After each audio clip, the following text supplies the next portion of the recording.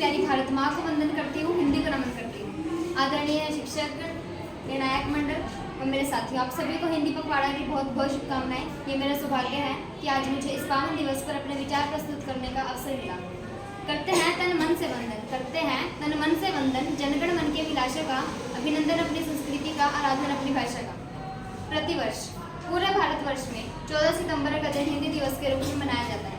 वर्ष 1918 में गांधी जी ने हिंदी साहित्य सम्मेलन में हिंदी भाषा को राष्ट्रभाषा बनाने को कहा था और 14 सितंबर 1949 के दिन संविधान सभा में एक मत से यह निर्णय लिया गया कि हिंदी भारत की राजभाषा होगी।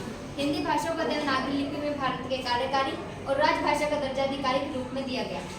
हिंदी हमारे दिल की भाषा है, जो कश्मीर से लेकर कन्याकुमारी तक, संसद से लेकर सड़कों और साहित्य से लेकर सिनेमा तक हर जगह संवाद का सबसे बड़ा पुल बनकर सामने आती है।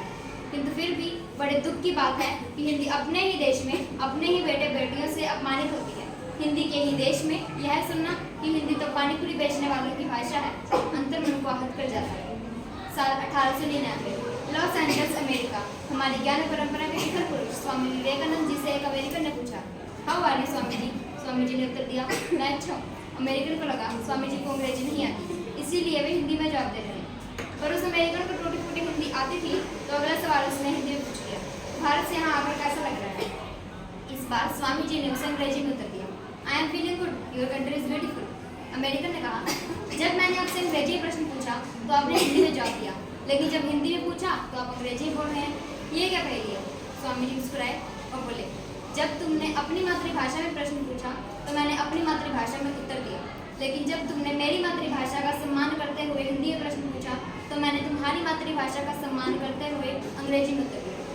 125 साल हो गए इस बात को, लेकिन स्वामी जी की इस बात को हम आज तक नहीं समझ पाए। हम नहीं समझ पाए कि ओछी राजनीति का पहला षड्यंत्र यही है कि हमें टुकड़ों में बांट दिया जाए, कभी धर्म के नाम पर, कभी जाति के नाम पर, कभी क्षेत्र के नाम पर, तो कभी भाषा के नाम पर। अभी हमें तय करना है कि ओछी राजनीति की इन निहित स्वार्थों की भेंट चढ़ जाएंगे या अपनी इस भूल को सुधार कर हिंदी के इतिहास में एक नई क्रांति लाएंगे। आज मुझे क्रांति पिता स्वामी दयानंद सरस्वती जी का एक कथन याद आ रहा है, भूल करना बुरा नहीं है, भूल करते रहना बुरा है। जाने अनजाने मैं और आप भाषा के नाम पर बंटने की भूल करते चले आ रहे हैं। हमारा देश विभिन्न भाषाओं और बोलियों का देश है, भिन्नता में भी एकता का प्रतीक रहा है। फिर भाषा और बोलियों के नाम पर देश क्यों बटा? ये भाषावाद आया कहाँ से? तो आइए जानते हैं ये भूल शुरू कहाँ से हुई, ये बंटवारा, ये नीति क्या थी, ये योजना क्या थी, या यूँ कहें कि ये षड्यंत्र शुरू कहाँ से हुआ।